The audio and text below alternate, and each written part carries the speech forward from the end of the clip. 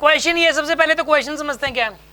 Question में एक ring दी हुई है, कंडक्टिंग रिंग, यहां से करंट ने एंट्री की ए पॉइंट से, और ए पॉइंट से करंट दो पार्ट्स में डिवाइड हो जाएगा, ऐसे दो पार्ट में डिवाइड हो गया और ऐसे दोनों करंट मिलके फिर इधर से जाएंगे ऐसे, ठीक है।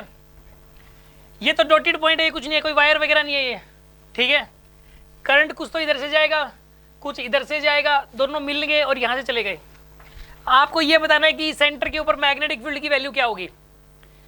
और इसने एक बात और दी है कि ये जो एबीसी पोर्शन है, इसकी जो लेंथ है वो इस एडीसी पोर्शन का हाफ है।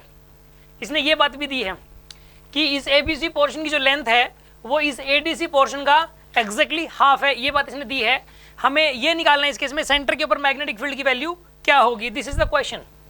हमें ऐसे क्वेश्चंस करने के लिए देखो, इसमें दो आर्क बनेंगी। पहली बात तो इसमें आप रिंग वाला फॉर्मूला नहीं लगा सकते। आप सोचो सर कंप्लीट रिंग तो है ये, और कंप्लीट रिंग है तो sir mu not I upon 2r लगा देंगे। नहीं लगा सकते। क्यों नहीं लगा सकते आप? क्योंकि वो तब लगता है mu not I upon 2r जब पूरी रिंग में सेम सेंस में करंट जा रहा हो। इस ऊपर वाले पोर्शन में तो इधर जा रहा है, नीचे वाले पोर्शन में ऐसे थोड़ा ना जा रहा है, नीचे वाले पोर्शन में ऐसे जा रहा है, इसलिए mu not I upon 2r तो नहीं लगेगा इसमें, ठीक है ना। क्योंकि रिंग के दो पार्ट्स हैं और अलग अलग पार्ट में अलग अलग डायरेक्शन है, करंट की अलग अलग सेंस है डायरेक्शन की। इसमें सेंस ये है क्लॉकवाइज और इसमें सेंस कैसी है, एंटी क्लॉकवाइज। इसलिए ये दो आर्क बन गई और दोनों की वजह से अलग अलग निकलेगा मैग्नेटिक फील्ड। इसकी वजह से मैग्नेटिक फील्ड अलग निकालना पड़ेगा, इसकी वजह से अलग निकालना पड़ेगा, डायरेक्शन भी अलग अलग आएगी।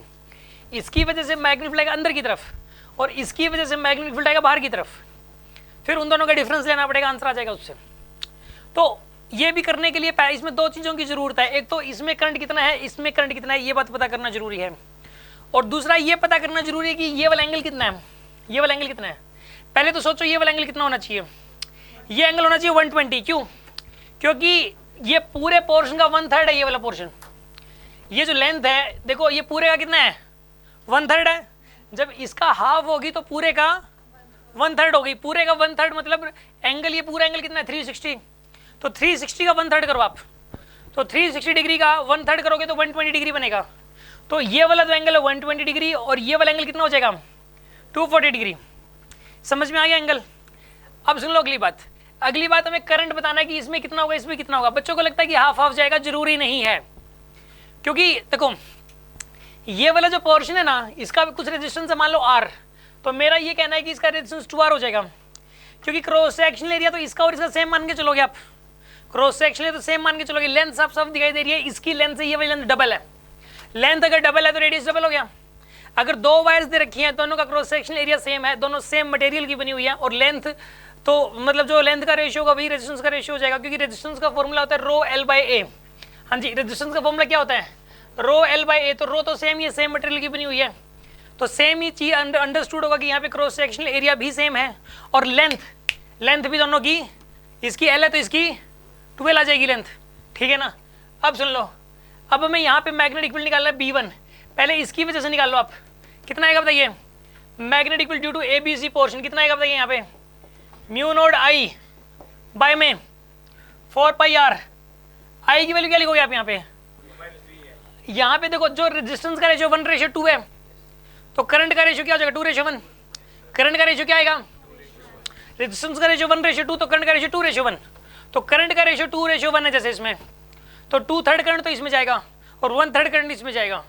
तो 2/3 करंट जैसे इसमें जाएगा तो क्या करोगे बताइए, इसके अंदर ये 2I/3 और इसमें कितना जाएगा I/3। I/3 इसमें जाएगा, इसमें जाएगा 2I/3। समझ में आ गई होगी बात आपको। तो इसके अंदर आप ऐसा करो, आप करंट की वैल्यू पुट करोगे 2I/3 यहाँ पे, और अपॉन में 4 इंटू में 5 की वैल्यू कितनी लिखोगे 120। 120 का मतलब कितना होता है, 120 को पाई की फॉर्म में कन्वर्ट करना है, 2π/3 हो जाएगा। कैसे कन्वर्ट करते हैं वैसे, है भाई पाई बाय 180 से मल्टीप्लाई कर देते हैं।